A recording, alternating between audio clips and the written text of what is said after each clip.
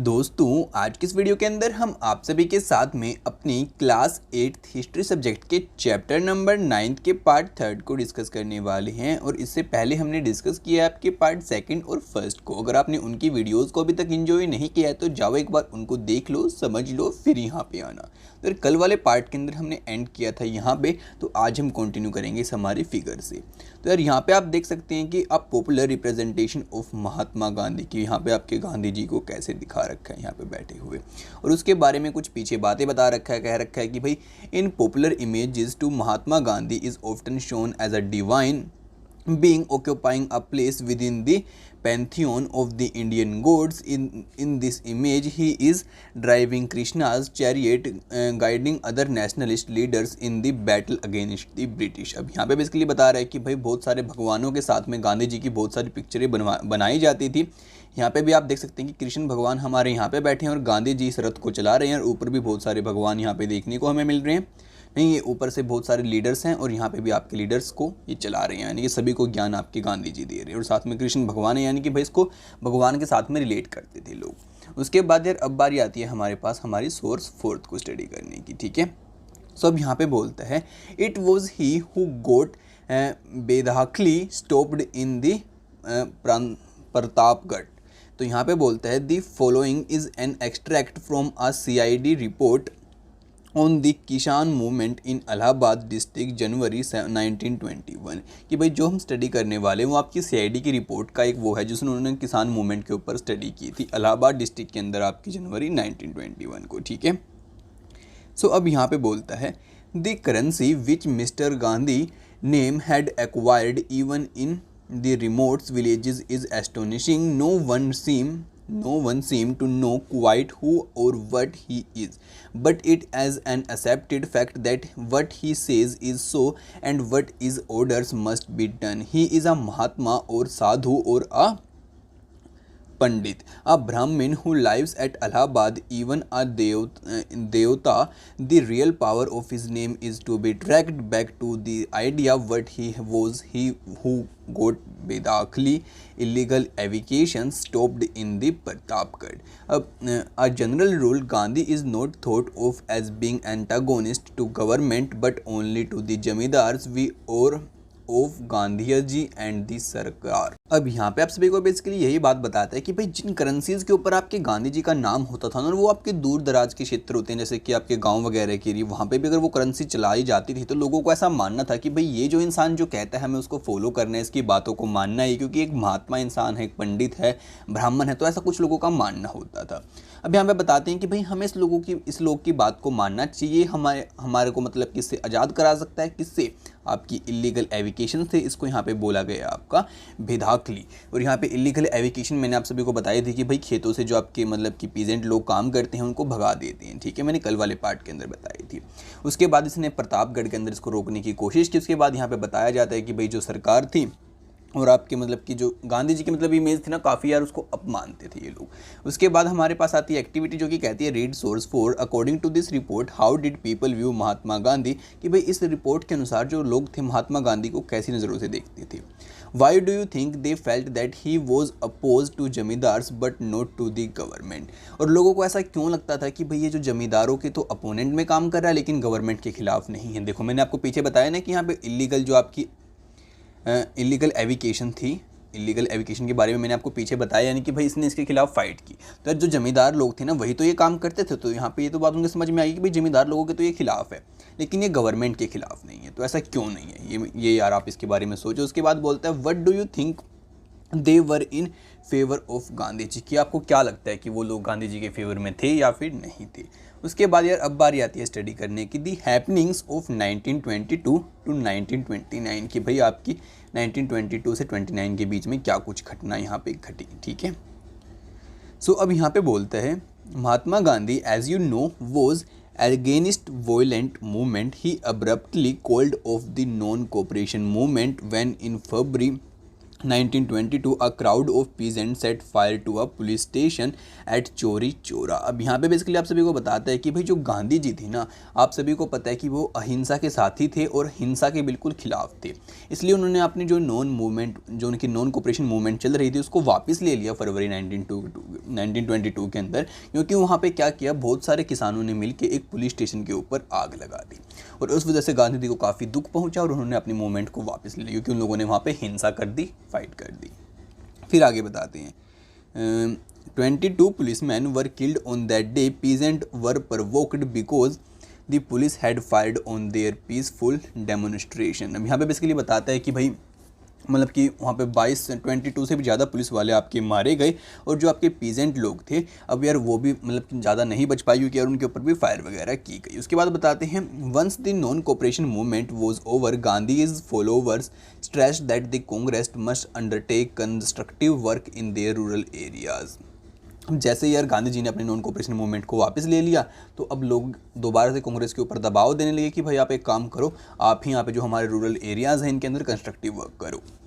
फिर बताते हैं other leader such as the Chittaranjan Das, Motilal Nehru argued that the party should fight elections to the council and enter them in order to influence government policies, कि भाई हमें election जीतना होगा, फिर हम यहाँ पे गवर्नमेंट के अंदर एंटर कर जाएंगे और फिर गवर्नमेंट की पॉलिसीज़ को चेंज करने की कोशिश करेंगे। तो उनका ऐसा मानना था, ठीक है। फिर आगे बोलता है through sincere social work in villages in the mid 1920s the Gandhians were able to extend their support base. They proved to be very useful in launching the civil disobedience movement in 1930। और यहाँ पे बताते हैं कि भाई उसके बाद यार गांधी जी के जो लोग थे सपोर्ट, उन्होंने एक अच्छा सपोर्ट आगे चल के और बनाया। उसके बाद उन्होंने अपनी अगली मूवमेंट को लॉन्च किया जो थी आपकी सिविल डिसोबीडियंट मूवमेंट 1930 के अंदर। फिर बताते हैं two important development of the mid 1920s were the formation of the Rashtriya Swayamsevak संघ। और यहाँ पे फिर बताते हैं आपकी कि भाई दो आपकी एक बहुत बड़ी यहाँ पे डेवलपमेंट हुई न आपकी मिड 1920s के अंडर। एक तो आपकी यहाँ पे राष्ट्रीय स्वसेवक संघ आपका जो RSS था उसका फॉर्मेशन हुआ, और एक हुआ आपका Hindu organisations and the communist party of the India, कि भाई हमारी हिंदू ऑर्गेनाइजेशन बन गई थी और इंडिया की कम्युनिस्ट पार्टी बन गई थी। These parties have held very difficult ideas about the kind of country India should be। और इन दोनों पार्टीज़ के यहाँ पे अलग अलग मत थे इस बात को लेके कि भाई हमारा जो इंडिया होगा वो कैसा रहेगा। Find out about their ideas with the help of your teacher. तो आप अपने टीचर की हेल्प से इन आइडियाज़ के बारे में पता लगाने की कोशिश करो। The revolutionary nationalist Bhagat Singh too was active in this period. और हमें बताते हैं कि भाई यही वो आपका टाइम पीरियड था जिस टाइम पे आपके जो भगत सिंह थे काफ़ी ज़्यादा एक्टिव थे, यानी कि भाई हम अपने देश को आज़ाद कराने में लगे हुए थे। तो अब इनके बारे में सर्च करो कि आपकी RSS क्या थी और कम्युनिस्ट पार्टी जो हमारी हिंदुओं की बनी थी क्या थी, और इन दोनों के क्या मत थे। यार ये मैं आपको असाइनमेंट देना चाहता हूँ, तो आप खुद से गूगल के ऊपर सर्च करना, उसके बारे में ढूंढना एंड नोट डाउन करना, ठीक है। तो चलो आगे देखते हैं। सर ये पिक्चर है आपके चित्तरंजन दास की, आप इसको देख सकते हैं। फिर आगे बताता है a major figure in the freedom movement Das was a lawyer of the East Bengal, he was specially active in the non cooperation movement, कि भैया आपकी बहुत ज़्यादा इन्होंने एक्टिव रोल प्ले किया आपकी नॉन कोऑपरेशन मूवमेंट के अंदर, और साथ में यार बता रहे हैं कि भाई ये आपके वकील थे ईस्ट बंगाल के, ठीक है। तो चलो आगे देखते हैं। आप इस पिक्चर को एक बार ध्यान से देख लो, और यहाँ पे क्या लिखा हुआ है, साइमन गो बैक, इसको भी पढ़ लो एक बार।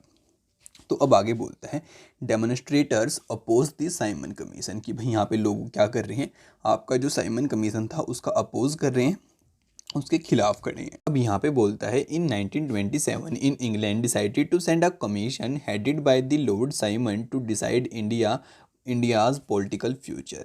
The commission had no Indian representative. The decision created an outrage in India. All political groups decided to boycott the commission. When the commission arrived, it was met with demonstrations with banners saying Simon go back the British government। अब यहाँ पे basically आप सभी को बताते हैं कि यार क्या हुआ था कि जो आपकी इंग्लैंड थी ना, वहाँ पे 1927 के अंदर उन लोगों ने एक कमीशन भेजा हमारे इंडिया के अंदर।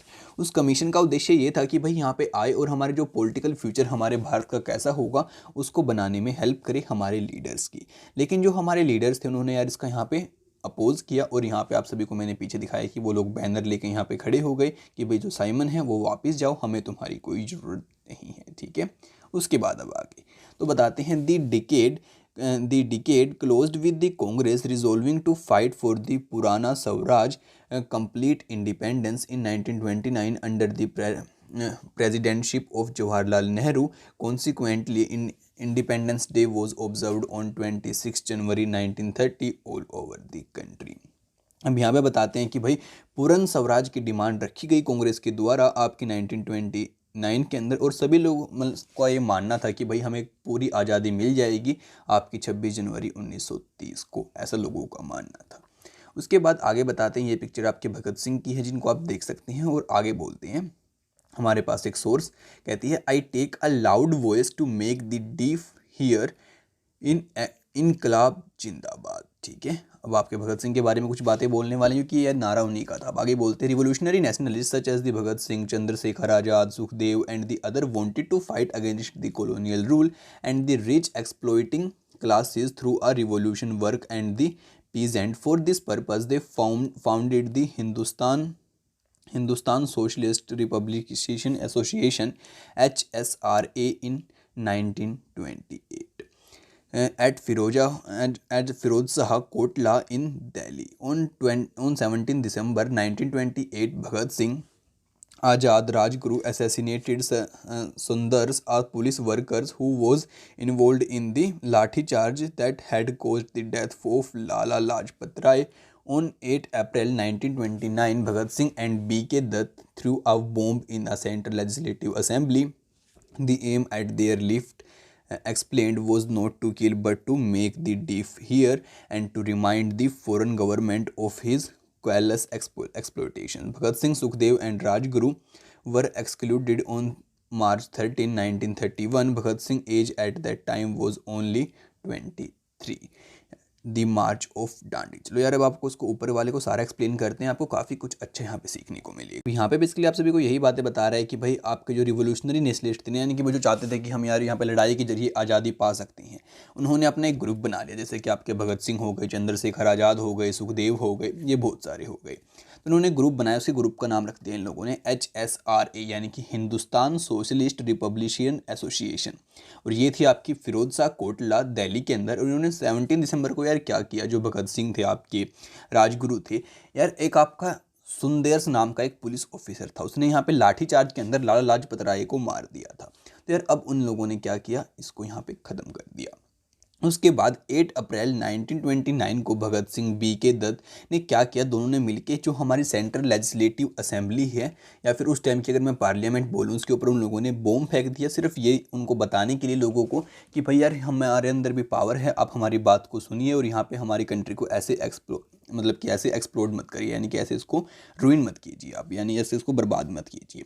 उसके बाद बताते हैं कि जो आपके भगत सिंह, सुखदेव, राजगुरु थे, इनको हटा दिया गया, यानी कि फिनिश कर दिया गया आपके मार्च 13, 1931 को। और फिर बताते हैं भगत सिंह की उम्र उस साल पे 23 साल की थी।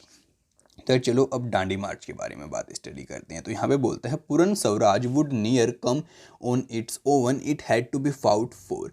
इन 1930 Gandhi declared that he would lead a march to break the salt law. अब यहाँ पे बताते हैं कि आपका पूर्ण स्वराज लोगों को ऐसा लग रहा था कि मिलने ही वाला है, और यहाँ पे इसके लिए हमें थोड़ा बहुत फाइट करनी पड़ेगी, उसके लिए थोड़ा बहुत जोश दिखाना पड़ेगा। तो 1930 को गांधी जी ने डिक्लेयर किया कि भाई हम एक मार्च चलाएंगे, यानी कि एक पैदल यात्रा निकालेंगे इस नमक के कानून को तोड़ने के लिए। According to this law the state had a monopoly on the manufacture and sale of the salt. और इस कानून के के अनुसार ये था कि भाई जो स्टेट है ना, उसके हाथ में पावर है कि नमक के ऊपर कितना टैक्स लगाना है और उसको कहाँ बेचना है, कितनी मात्रा में बेचना है। Mahatma Gandhi along with their nationalist reason that it was sinful to tax salt since it is such an essential item of our food. The salt march related to the general desire of the freedom of a specific grievance shared by everybody and thus had not divided the rich and poor। अब यहाँ पे बताते हैं कि भाई गांधी जी का कहना ये था कि भाई ये तो है ना, हमें गॉड यानी कि हमारी प्रकृति है जो वो देती है हमें हमारा नमक, इसके ऊपर कोई टैक्स नहीं होना चाहिए और एक बहुत ज़रूरी आइटम है हम सभी के लिए। उसके बाद में बताते हैं कि यार इसमें ऐसा कोई डिस्क्रिमिनेशन नहीं था, क्योंकि यार अमीर को भी नमक चाहिए और गरीब को भी नमक चाहिए, क्योंकि खाना तो सभी के घर पर बनता है। ठीक है, तो उसके बाद आपको आगे बताते हैं, आप इस फिगर 12 को देख सकते हैं, इस पिक्चर को हमें बता रखा है कि Mahatma Gandhi breaking the salt law by picking up a lump of natural salt Dandi 6 April 1930 की। भाई देखो यहाँ पे गांधी जी ने नमक के कानून को तोड़ दिया आपके डांडी के अंदर आपके 6 अप्रैल 1930 के टाइम के, ठीक है। और यहाँ पे नमक को उठा रहे हैं। उसके बाद आगे बोलते हैं आपको, Gandhi ji and his followers march for over 240 miles from the Sabarmati to the coastal town of Dandi where they broke the government law by gathering natural salt found on the sea shore the boiling sea water to produce salt. अब यहाँ पे बताते हैं कि भाई जो गांधी जी थे ना और उसके फॉलोवर थे वो 240 माइल यहाँ पे चले आपके साबरमती से आपके डांडी तक। और वहाँ पे जाने के बाद उन्होंने जो आपका नमक मतलब कि बच जाता है ना समुद्र का पानी भाप बन के उड़ने के बाद, उस नमक को उठाया और उसके बाद यहाँ पे कहा कि भाई देखो हमने खुद से नमक हमारे पास मिल गया और हम इसी नमक को यूज़ करेंगे। And boiling sea water to produce salt. फिर बताते हैं peasant tribals and women participated in large number. और इसके अंदर उनकी जो मूवमेंट थी, पीजेंट लोग, ट्राइबल लोग और वुमेन्स ने काफ़ी बढ़ चढ़ कर भाग लिया। अब business federation published a pamphlet on the salt issue. The government try to crush the movement through the brutal actions against the peaceful satyagrahis. Thousand of were sent to jail. अभी हमें बताते हैं कि बाकी गवर्नमेंट ने काफ़ी प्रयत्न किया इन सभी लोगों को दबाने का, लेकिन फिर भी लोग सक्सेसफुल यहाँ पे हो जाते हैं। उन्होंने काफ़ियों को बाद में जेल में भी डाल दिया, ठीक है। अब आगे बोलते हैं, कहता है women in the freedom struggle Ambai from Karnataka. कि भाई यहाँ पे आपकी एक वुमेन थी फ्रीडम स्ट्रगल के अंदर जिसका नाम बता रखा है इन लोगों ने अंबाई, ठीक है, जो कि आपकी कर्नाटका से थी। अब आगे बोलता है women from diverse backgrounds participated in the national movement. कि भाई आपके अलग अलग बैकग्राउंड से वुमेन्स ने इसके अंदर पार्टिसिपेट किया था मूवमेंट के अंदर। Young and old, single and married. इसमें आपकी यंग भी थी, ओल्ड भी थी, सिंगल भी थी और मैरिड भी थी। They came from the rural and the urban areas from both conservative and the liberal homes. और ये आपकी अमीर एरिया से भी और आपके जो थोड़े गरीब एरिया होते हैं वहाँ से भी आई थी, और आपकी मतलब कि लिबरल घर से भी आई थी, और आपके जो कंजर्वेटिव टाइप के लोग होते हैं उनके घर से भी लेडीज़ आई थी। Their involvement was significant for the freedom struggle for the women movement and themselves personally. और यहाँ पे यार सारियों ने आके बढ़ चढ़ के भाग लिया। फिर बताते हैं both British officers and the Indian nationalist felt that women participation gave the national struggle and immense for participation in the freedom movement. अब हमें बताते हैं कि भाई जो ब्रिटिश ऑफिसर्स थे उन लोगों ने भी इस बात को फील किया, और जो हमारे इंडिया के नेशनलिस्ट थे उन्होंने भी इस बात को फील किया कि भाई जो वुमेन्स यहाँ पे पार्टिसिपेट कर रही है ना मूवमेंट के अंदर, इससे इनका जो स्ट्रगल है बहुत स्ट्रॉन्ग हो रहा है, ठीक है। फिर बताते हैं आगे, freedom movement brought men out of their homes. It gave them a place in the profession, in the governance of India, and it could pave the way for equality with men. और यहाँ पे यार मतलब कि जो participant मतलब कि जो थे ना उसके अंदर उन सभी को लग रहा था कि भाई हमें वुमेन्स को भी यहाँ पे अब चांस देना चाहिए, वो भी हमारे इक्वली आके काम कर सकती हैं और बहुत अच्छे से कर सकती हैं। फिर बताते हैं what such participations meant for the women is best recounted by them. Ambabai of the Karnataka had been married at age 12, widowed at 16. She picked foreign cloth and liquor shops in the UDP। अभी हमें बताते हैं कि जो आपकी अंबाबाई थी ना वो आपकी कर्नाटका की एक मतलब की लड़की थी आपकी, उसका 12 साल की उम्र में तो शादी कर दी गई थी, लेकिन 16 साल की उम्र में वो विधवा भी आपकी हो चुकी थी।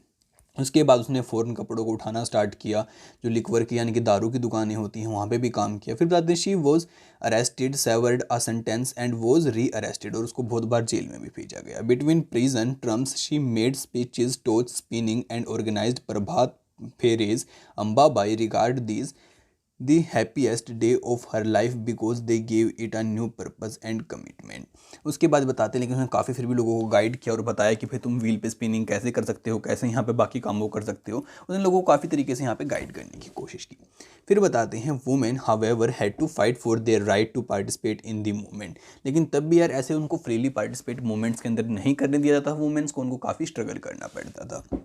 फिर बताते हैं during the salt satyagraha for instance even Mahatma Gandhi was initially oppose to women participation. Sarojini Naidu had to persuade him to allow women to join the movement. वो बताते हैं कि भाई जो आपकी मूवमेंट्स गांधी जी मतलब की शुरुआत करते थे उसमें वो वुमेन्स को आने से मना कर देते थे, लेकिन जो यहाँ पे सरोजनी नायडू थी उसने गांधी जी को यहाँ पे कहा कि आप इनको भी आने दो, तो यार उसकी बात मान के गांधी जी ने वुमेन्स को आने दिया। फिर बताते हैं the combined struggle of the Indian people bore fruit when the government of India act of 1935 prescribed provincial autonomy and the government announced elections to the provincial legislature in the 1937. The Congress former government in 7 out of 11 provinces. अब हमें बताते हैं कि भाई यहाँ पे basically फिर government ने आपका 1935 का एक्ट लेके आई और इसके अंदर आपकी प्रोविंशियल ऑटोनॉमी को ध्यान में रखा गया। अब इसके बारे में मैं आपको यहाँ बताने वाला हूँ, तो आप टेंशन मत लेना, ठीक है। हमें बताते हैं कि प्रोविंशियल ऑटोनॉमी के आने के बाद यहाँ पे इलेक्शन हुए। आपके इलेक्शन होने के बाद जो आपके 1937 के अंदर इलेक्शन हुए, वहाँ पे 11 प्रोविंस थी आपकी, 11 में से जो 7 प्रोविंस थी वहाँ पे आपकी कांग्रेस जीत गई, ठीक है। फिर उसके बाद यार प्रोविंशियल ऑटोनॉमी आखिरकार होती क्या? अब यहाँ पे होती है capacity of province to make relative independent decisions while remaining within a federation. कि भाई प्रोविंशियल ऑटोनॉमी ये होती है कि भाई मानो यार देखो, इसको समझाते हैं आपको कुछ इस तरीके से कि भाई ये एक बहुत बड़ा एरिया है, ठीक है। उसके बाद अब यार इतना एरिया यहाँ पे, इसको आप एक प्रोविंस बोल दो, एक राज्य बोल दो, ठीक है। अब यार अब मानो यहाँ पे इलेक्शन हुए इस राज्य के अंदर, इलेक्शन के अंदर जीत आपकी 2 पार्टी थी, यहाँ पे ए पार्टी थी और आपकी बी पार्टी थी। अब यार ये ए जीत गई, ठीक है। और ये आप ये लगा लो कि भाई ये जो बी पार्टी थी ना आपकी, इस बड़े से जितने बड़े एरिया के ऊपर कोई कंट्रोल कर रखा है उससे रिलेट करती थी। लेकिन आपकी यहाँ पे पार्टी कौन सी जीती है? अब ए जीती है। लेकिन ए जीती है तो वो अपने डिसीजन यहाँ पे खुद से ले सकती है, इस एरिया के अंदर अपनी मर्जी का राज चला सकती है, उसको ज़्यादा इससे बाहर वाले से डरने की ज़रूरत नहीं है। यानी कि फेडरेशन का हिस्सा होते हुए भी वो अपने यहाँ पे इंडिपेंडेंटली काम कर सकती है, ठीक है। तो ये कुछ उसका मतलब था। अब क्लियर है, अब आगे बोलते हैं। इन सितंबर 1939 after 2 years of the Congress rule in the province the second world war broke out. कि भाई आपके सितंबर 1939 के बाद 2 साल तक कांग्रेस का आपका रूल चलने के बाद आपका दूसरा वर्ल्ड वार भी हो गया। Critical of Hitler Congress leader were ready to support the British war effort. हमें बताते हैं कि जो आपके हिटलर के विरुद्ध थे हमारे कांग्रेस के लीडर, वो ब्रिटिश का साथ देने में यहाँ पे राजी हो जाते हैं। But in return they wanted that India be granted independence after the war. लेकिन वो बदले में ये कहते हैं कि भाई हम तुम्हारा साथ तो दे देंगे वहाँ पे, लेकिन यार बदले में हमें आज़ादी चाहिए हमारी संपूर्ण। The British refuse to concede the demand. और यहाँ पे जो अंग्रेज होते हैं इस डिमांड को पूरा करने से मना कर देते हैं।